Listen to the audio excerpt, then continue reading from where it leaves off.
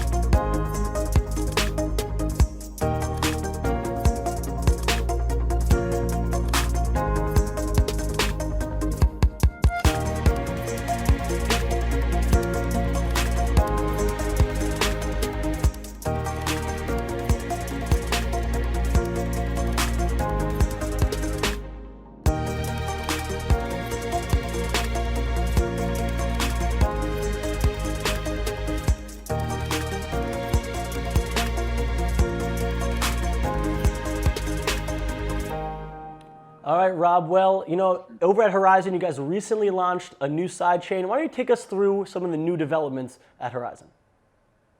Absolutely. So it's actually our biggest development. So for the last few years, we've been really perceived in the marketplace as another privacy coin, in particular one that uses Zcash technology. And that's how we bootstrapped the project. And we bootstrapped it that way because we really like ZK snark technology, zero knowledge cryptography. But in the background for the last couple of years, actually, while we've been building out a very large network, and we have something like 30,000 nodes on our network, we've been developing, from scratch, a new sidechain system that's totally decentralized, one where businesses, application developers can use our software development kit, our SDK, and launch their own blockchains that are in a way tethered to our main chain, but done with zero knowledge. So just from a technical perspective, our main chain doesn't have to know anything about the consensus or the rules that happen on any sidechain. And in this way, it's massively scalable. So we're really excited about that development. Mm-hmm. So the main motivation for the sidechain was to solve scaling issues? So scaling and privacy for business applications. Mm-hmm. So the way that we look at this is a privacy platform. So it extends zero knowledge crypto from anonymous coin transfer to actual data privacy. Mm-hmm. Well, obviously privacy, is at the core of your mantra. Is it still possible to achieve in this day and age? Do you really think that the next generation, really cares about privacy as much as this one, with them growing up on Facebook, with them growing up with all their information out there? No, I don't think they do, and I don't think that you're going to get people to care until they have a reason to care. And we can talk philosophical reasons to care, but I think it's too abstract. So real tangible reasons to care are when data is economically harnessed by the individual. So if you create data, and we all create data all the time, our phones are collecting information about where we're moving, all of the likes that we do on all of our favorite applications, really all of our browsing history, in a way has economic value. And right now, companies are harvesting that. The revolution that we're working on here is flipping that business model upside down, so the individuals own their own data, and they'll care when they can actually start making money on it. Mm-hmm. Well, how near are we to the day when anyone is able to build a privacy-based application on the Horizen platform and actually generate income from that? So for us, that's within a year. So we've delivered our Sidechain Alpha, which is a very simple version of the model. And it's simple in that it has forward transfer capability. So you can send Zen into a sidechain, and it has sort of a play consensus. So it's something that we put out there for blockchain developers so that they can start getting familiar with the technology, and also to signal to the market that we've been building something completely unique from scratch and very sophisticated on the engineering side. So that's why we put the alpha out. Beta version is going to market in Q1, and beta is going to include the complete model, so backward transfers, and also something that we're going to release more information on in the coming weeks about a recursive snark proving system that takes it to the next level, essentially, where you don't even need an honest majority of certifying nodes. So that's really exciting. Now from there, from beta to production, is where it gets exciting for app developers and businesses to start monetizing the system. Well, okay. Well, speaking about developing privacy applications on a sidechain, what do you think of the latest attempt to build a private messaging service on Bitcoin's Lightning Network? I'm talking about WhatsApp, a service that Lightning Labs is reportedly looking to develop. They say it allows for decentralized and completely private messages. No, I think that's fantastic. And I think that this is where the industry is going eventually is people are going to want private messaging. You don't want your messages read by other people in the world. But the nuance here that's relevant to blockchain is, we have a messaging app on our system right now, and it broadcasts messages using zero knowledge crypto. But the problem is that you don't want to broadcast messages to a blockchain that's a permanent record. Now, maybe these things are encrypted right now, but one day all cryptography is going to be broken, right? So it's always trying to stay one step ahead of the people trying to break cryptography. So you don't want to save messages on blockchains.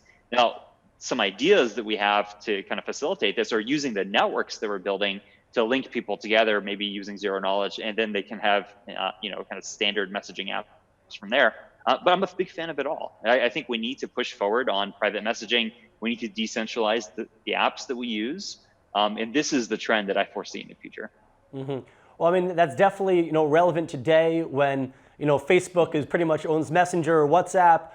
It seems like the people's data are pretty centralized right now, but that's corporations. What are your thoughts on projects like China's CBDC and also potentially Libra? Is crypto going to allow nation states and corporations to gather even more information than before? You're speaking about how you guys are trying to create a privacy, but it seems like the big players and governments are using this technology to possibly make things more centralized than before. Yeah, I have no doubt that they will. So I also think that's a trend. So it's one thing where they're going to use the technology in a way that's advantageous to them.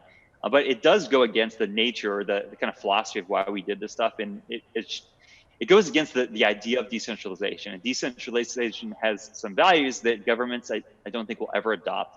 So when a government launches a cryptocurrency of their own, essentially what they're doing is they're pre-committing to a set of rules that I don't think governments want to pre-commit to, right? Central banks run on the concept of discretionary power, that they can modify things or make changes real time whenever they want to. And they don't want to pre-commit to monetary policy. They want to have flexibility to change that monetary policy, at their whim, essentially. Now, with blockchain systems and cryptocurrencies, we pre-commit to a set of rules. We pre-commit to a money supply, a supply emission path, and you don't deviate from that. So, yeah, I can see them start to use the tech, and they're going to try to harness the ability, the characteristic where they can see everything that's happening on a ledger. But I don't see that really scaling. Mm-hmm. And speaking about monetizing one's private data, we speak, very frequently these days about how we didn't know, how we gave all these private corporations our data before realizing kind of how valuable it was. Do you foresee, or when do you foresee it happening where people instead will actually monetize that private data, will no longer turn to Facebook, but possibly turn to platforms like yours, and they'll be able to actually go to advertisers, say, this is my data, how much you want to pay for it? So data really didn't have much economic value more than, say, even a few years ago. So the reason why people are starting to talk about this now, coincidentally, is because data is actually starting to have real value. And it's having real value because we're producing it at an exponential rate, and we're learning how to use it in ways that add value to economic systems. So I think we're crossing that inflection point where now people are starting to realize that their data has more value than it ever had before. And they're going to want a piece of that. So even now, it's an abstract concept. Give it a few years, and I think that this is going to catch on. It's going to catch on really fast. Mm-hmm. I mean, listen, when we keep on speaking about the value of people's privacy, are you able to qualify that or quantify that for people? How much? Let's say I downloaded all my private data. How much is that actually worth? How much could I sell that for potentially? Right. I mean, that's really tough. That's an excellent question. I imagine that we could create something like, we probably on average all create hundreds of dollars per month worth of economic value with our data. Now, for someone in a rich industrialized country, maybe that's interesting, but for someone in the developing or frontier markets, that's the matter of survival or not. So where this is really going to catch on, where it's going to be an integral part of daily life, will be in these frontier marketplaces where right now that type of micropayments add up and they matter. Mm-hmm. And do you potentially see a future where the middleman is essentially cut out, where possibly even using Horizen, where one truly owns their private data and is able to even directly put it into ads and really cut out that middleman? Yeah, I absolutely do. Now I imagine a future where we have some businesses, some use cases and industries that don't change at all, and maybe they're very efficient and that perfectly fine centralized, but there will be others where we Uberize the things that matter to us. And we do it because it makes sense. We do it where cutting out the middleman adds efficiencies, which is a weird way to look at it because typically centralizing things is thought of to be more efficient, but also is economically valuable. So we are heading in this direction. It'll be really interesting to see which industries it matters most for. Will we decentralize Uber, for instance? Will we decentralize utilities? I'm not sure where it's going to go. Mm-hmm. And lastly, we keep on speaking about how valuable the data is to sell and to own. But on a different angle, some claim that Facebook, that Google might know us better than we know ourselves. So dealing on a sociological level, how do you see that someone actually seeing their data, owning it, and seeing themselves broken down into zeros and ones? How do you see that changing people's actual lives and the way they live their lives? That's an excellent question. So, I mean, we all use apps right now, and we all use services like Google because they're useful to us. They add value. And even myself now, I'm a huge privacy advocate, and we're building a privacy platform. But I still find myself using services that I know are tracking information. And to be quite frank, I am not offended by getting targeted ads that make my life easier, right? So there will be a point where I think we switch over into using apps and services where you harness your data, and it is going to be eye-opening for people to see what they're actually doing. Now, there's a kind of a quantitative self movement out there where we use apps that track our health, we use apps that track our movement, track our steps, and I like to look at this as a way to improve our lives. If you don't measure something, you can't actually improve it. So I'm very optimistic and positive about where we're going with this stuff, but it could be eye-opening in a negative way for people, and they realize that they're doing a whole bunch of stuff that maybe they ought not to be doing. Wow. Well, Rob, fascinating. Who can tell what the future holds? Let's hope that it's not private companies holding our private data. Thank you so much for joining us. We really can't wait for the beta and the main to launch. Please come back, and we'd love to have you on again to speak about that in the future. And for all our viewers, we are BLOCKTV. Stay informed, stay current, and stay tuned at blocktv.com.